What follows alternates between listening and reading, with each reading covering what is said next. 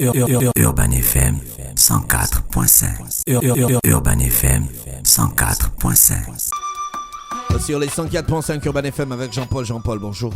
Bonjour Dafresh. Comment on va ce matin? Ça va très bien. On parle de quoi en actualité internationale? On va revenir sur le procès de la discorde, enfin pas de la discorde, en fait le procès qui vient raviver, si tu veux, le clivage profond de la société américaine concernant justement la question du port de l'arme à feu et de l'utilisation des armes à feu. Il faut se rappeler que le 19 novembre dernier, donc vendredi dernier, un juré de la ville de Keshona, c'est dans l'état du Wisconsin, a reconnu Kyle Rittenhouse innocent des 4 chefs d'inculpation qui lui étaient imputés, à savoir le meurtre, tentative de meurtre, mise en danger d'autrui et évidemment l'autre c'est tentative, il y en a 3 en fait. Donc sur ces 3 chefs d'accusation, donc à savoir meurtre, tentative de meurtre et mise en danger de la ville d'autrui, il faut se rappeler que le 23 août 2020, Kyle Rittenhouse assistait à une manifestation. Il n'assistait pas en fait, il était présent à une manifestation qui avait été organisée à la suite du décès de Jacob Black, un homme noir qui avait été tué de plusieurs balles dans le dos devant ses 3 enfants. Et donc, Kyle Rittenhouse a expliqué que lui, il était présent sur les lieux. Et il était armé d'un fusil semi-automatique AR-15 pour protéger les commerces qui se situaient sur l'allée où avait lieu la manifestation. Alors, donc cette manifestation a très vite dégénéré parce qu'il faut se rappeler, on est au moment où on est le 23 août, on est en pleine campagne pour la présidentielle. L'Amérique est vraiment chauffée à blanc, notamment par Trump. Et là, cette manifestation-là dégénère. Et à travers les images et vidéos, on voit, après la manifestation, en fait, il est accusé d'avoir tué 2 manifestants, Anthony Huber, âgé de 26 ans, et Joseph Rosenbaum, âgé de 36 ans, et il en a blessé une 3e, à savoir Craig Grossenberg, âgé de 27 ans. Alors, lui, il est venu dans la posture de la légitime défense parce qu'il estimait que les manifestants risquaient d'attenter à sa vie. Lorsque l'on regarde les images vidéo, effectivement, il y a eu des frictions entre les manifestants et les membres des partis d'extrême droite qui étaient là présents, armés, qui disaient protéger les commerces. Et donc, dans les images que l'on voit de cette affaire, on voit le jeune Kyle Rittenhouse, qui était âgé de 18 ans au moment des faits, fuir des manifestants qui le poursuivaient. Et il chute. Et en chutant, il est au sol, il voit des manifestants foncer sur lui et donc il décide de lever son arme et de faire feu. Donc il tire sur 3 personnes et en tue 2. Et donc il avait été arrêté et donc il est passé en jugement la semaine dernière et donc les jurés ont décidé de justement l'innocenter de tous ces chefs d'accusation. Et de le rendre libre parce qu'ils estimaient que effectivement Kyle Rittenhouse n'a fait qu'agir en cas de légitime défense parce qu'évidemment il avait le sentiment que les manifestants, les 3 personnes qui fonçaient sur lui, venaient avec l'intention peut-être de le tuer lui. Et donc il a évidemment mis en avant le 2e amendement des États-Unis, de la Constitution qui autorise le port d'armes. Et dans le Wisconsin, il est possible de porter l'arme. Le Wisconsin, il faut savoir que c'est l'un des États où la liberté du port d'armes, où la réglementation contre les armes à feu est parmi les plus faibles possibles. Vous avez le Wisconsin, vous avez le Colorado, vous avez le Texas. Donc, ce sont des États dans lesquels, à l'opposé par exemple de l'État de New York ou l'État de Californie, eux qui ont des législations beaucoup plus fermes en comparaison, mais même si on compare maintenant par exemple avec la législation qui est au Gabon, ça n'a absolument rien à voir. Mais il faut vraiment que ce procès-là a profondément choqué l'Amérique parce qu'évidemment, une personne 18 ans qui en tue 2 ressort totalement libre parce qu'elle estime que d'abord elle avait elle jouissait de son droit de disposer, de porter une arme, c'est vrai, et elle en a fait usage dans le cadre de la légitime défense. Maintenant, la question était de savoir est-ce qu'il était véritablement en cas de légitime défense. Bon, on ne va pas en faire le procès, mais les jurés ont estimé que oui, puisque l'ensemble du jury a voté à l'unanimité en faveur de l'acquittement pour Kyle Rittenhouse. Et donc, ça rappelle encore ce sempiternel problème de la législation sur les armes à feu. Il faut savoir qu'aux États-Unis, et ça, je le répète toujours, parce que si vous ne comprenez pas ça, vous ne pouvez pas comprendre la psychologie, en fait, des Américains sur la question, 1, des libertés et 2, du port de l'arme. Il faut savoir que les Américains estiment que ce pays a été bâti sur une idée, c'est celle de pouvoir jouir de sa liberté. Donc, l'idée fondamentale, fondatrice des États-Unis, c'est la liberté. Voilà pourquoi la liberté est partout et la liberté est défendue de toutes les manières possibles aux États-Unis, parce qu'ils estiment qu'ils ont fait une guerre même contre la couronne britannique pour obtenir cette liberté-là. Et puis, deuxièmement, l'arme à feu, c'est le moyen par lequel ils sont parvenus à obtenir cette liberté-là. Donc, ces deux choses-là, pour eux, sont intimement liées. L'expression ultime de la liberté pour l'Américain, c'est le fait de disposer d'une arme à feu. S'il n'a pas une arme à feu, il ne considère pas qu'il est libre ou qu'il jouit de sa liberté. En dépit du fait qu'il a la liberté de circuler, qu'il a la liberté d'expression, qu'il a la liberté d'entreprendre, mais pour eux, l'expression ultime, véritable de cette liberté-là, pour laquelle les pères fondateurs se sont battus et sur laquelle cette grande nation a été bâtie, c'est grâce à l'arme à feu. Et c'est la raison pour laquelle vous avez des lobbies extrêmement importants, extrêmement puissants, comme le lobby sur les armes à feu, qui parvient toujours à coût de dizaines de millions de dollars chaque année, à financer des partis politiques, en l'occurrence le Parti républicain, parce que c'est un lobby qui est l'un des principaux financiers du Great All Party, donc le Parti républicain.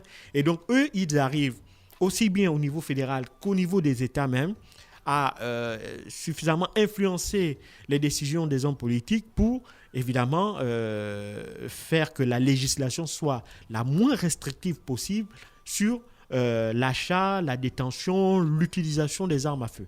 Parce qu'évidemment, il faut savoir que dans un pays comme les États-Unis, où il y a officiellement 350 millions d'individus, les statistiques disent qu'il y a en moyenne armes déclarées 700 millions, et là on ne compte pas les armes non déclarées, donc des armes qui circulent illégalement dans le pays. Là on doit tourner aux alentours de milliards d'armes. Donc ça veut dire qu'il y a plus de 2 fois, voire 3 fois plus d'armes que d'habitants aux États-Unis. Et vous avez des États comme le Texas, où on continue à tout mettre en œuvre pour essayer à chaque fois encore de rendre la législation la moins restrictive possible pour les habitants. Et donc tout ça fait que, d'un côté, vous avez des gens qui soutiennent absolument le fait que le deuxième amendement doit être respecté, à savoir chaque Américain doit disposer de la liberté, donc doit disposer d'une arme à feu et s'en servir en cas de légitime défense. Maintenant, toute la question est de savoir justement qu'est-ce qu'on entend par la légitime défense. Est-ce que le fait que vous allez à une manifestation dans laquelle vous saviez d'avance qu'il risquerait d'avoir une friction, vous partez, vous êtes déjà armé, est-ce que c'est cela de la légitime défense? Bon, le jury a estimé qu'effectivement, puisqu'il lui disait qu'il était là pour protéger les commerces, pour protéger les édifices. Maintenant, voilà, comme je l'ai dit, on ne va pas refaire le procès, mais c'est une question encore qui est revenu rappeler à la société américaine qu'il y a des questions sur lesquelles, malheureusement, le consensus ne va pas se faire maintenant, parce qu'il faut savoir que, aussi bien à chaque fois qu'on a eu des présidences démocrates, ils ont tenté de légiférer sur les armes à feu. C'est l'un des gros échecs de la présidence de Barack Obama. Il n'aura jamais réussi à faire passer la moindre loi sur les armes à feu. Parce qu'à chaque fois, évidemment, les gouverneurs des États ou les parlements locaux se sont opposés, notamment dans des pays où la mentalité est conservatrice, même si on peut avoir un gouverneur démocrate, mais les gouverneurs, comme ils sont élus, ils suivent l'opinion publique, ils suivent leur électorat. Et donc, vous avez des États dans lesquels pour des questions purement idéologiques, il est hors de question il refuse d'accepter le fait que l'on puisse légiférer sur le fait de détenir des armes à feu. En dépit du fait qu'on a des tueries massives, je ne vais pas revenir sur les cas que l'on a pu observer ici, en dépit sur le fait que chaque année, il y a des gens qui meurent du fait de l'utilisation de ces armes-là. Et donc la NRA, qui est le principal lobby pro-armes à feu, eux, ils arguent que les armes elles-mêmes ne tuent pas, ce sont les hommes qui les utilisent qui tuent. Et donc, ce n'est pas en légiférant ou en limitant l'accès aux armes à feu que l'on va essayer d'endiguer le phénomène, mais plutôt d'essayer de sensibiliser les gens. Bon, ça aussi, c'est une autre question, parce que sensibiliser, évidemment, c'est pas du tout évident, surtout lorsque vous êtes dans un pays aussi vaste que les États-Unis, où les populations sont aussi diverses et variées en termes de communautés. Et donc, avoir le même message ou avoir la même compréhension d'un phénomène n'est pas toujours évident. Et donc, en dépit de cela, évidemment, il y a aussi la question raciale qui est revenue, parce que la manifestation, c'était dû au fait qu'il y avait un noir qui avait été tué, en l'occurrence Jacob Black, et là, cette fois-ci, c'est un blanc qui en a tué deux autres et blessé un troisième. Et donc, tout ça, évidemment, cette question raciale, cette question aussi du fait qu'ils estiment que peut-être que Kyle Rittenhouse a pu être acquitté du fait aussi qu'il soit blanc. Toutes ces questions-là ont fait que, évidemment, il y a eu des réactions diverses de la part de la société américaine. Par exemple, Joe Biden s'est dit extrêmement en colère contre ce verdict-là, mais il a demandé évidemment aux Américains de respecter la décision du jury, le verdict.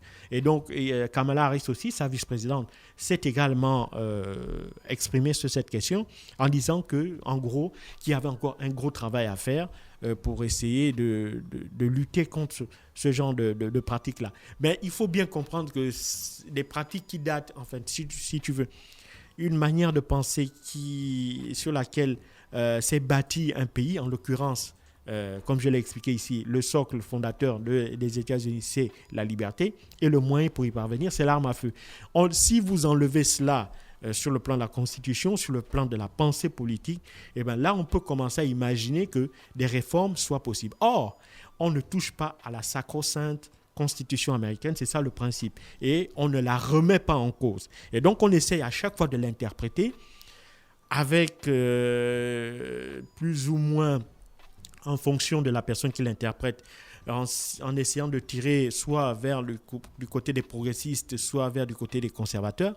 Mais lorsque l'on regarde la coloration actuelle de la Cour suprême des États-Unis, avec sur les 9 juges, 6 juges qui sont conservateurs, il est clair que les avocats des personnes qui ont été tuées savaient que, évidemment, les avocats d'Anthony, des familles d'Anthony Huber et Joseph Rosenbaum savaient pertinemment que même si ça allait jusqu'à la Cour suprême, ça aurait peu de chances d'aboutir en leur faveur. Et donc, dans ce contexte-là, il ne sera pas malheureusement étonnant qu'on soit face à des drames de ce genre-là, parce que évidemment il y en a plein d'autres, et Kyle Rittenhouse n'est malheureusement que l'expression de l'un d'entre eux. D'accord. Merci Jean-Paul qui revenait sur l'actualité internationale ce matin sur les 104.5. Tu as regardé un peu le procès de Kevin Spacey? Oui. Lui, est-ce que c'est normal que ça puisse se faire, une production porte plainte?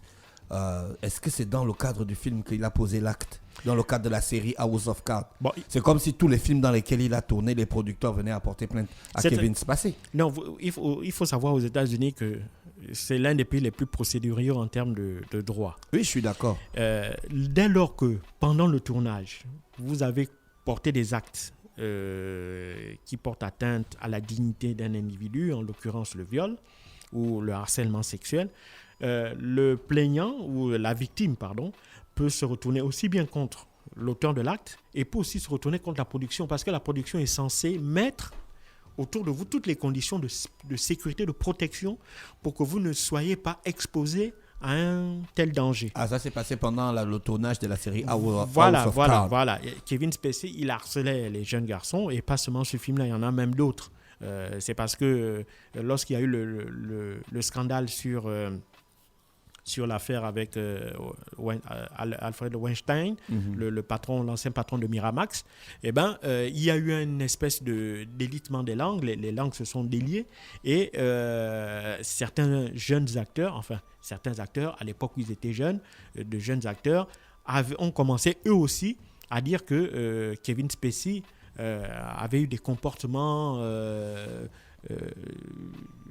pas normal envers eux. Et donc lui, il avait dans un premier temps cru qu'en faisant son coming out, donc en disant officiellement qu'il était homosexuel et qu'il avait caché son homosexualité parce que évidemment à Hollywood c'était compliqué, etc., etc. Il a cru que peut-être en le faisant d'abord, ça devait l'exempter de tout reproche en quelque sorte, en disant que lui aussi c'est une victime en quelque sorte.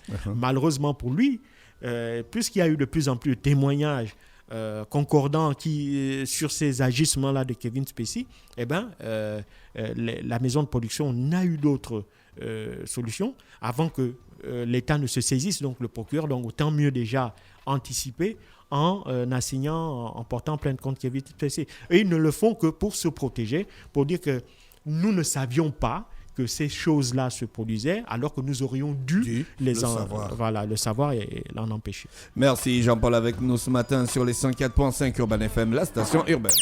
Urban FM 104.5.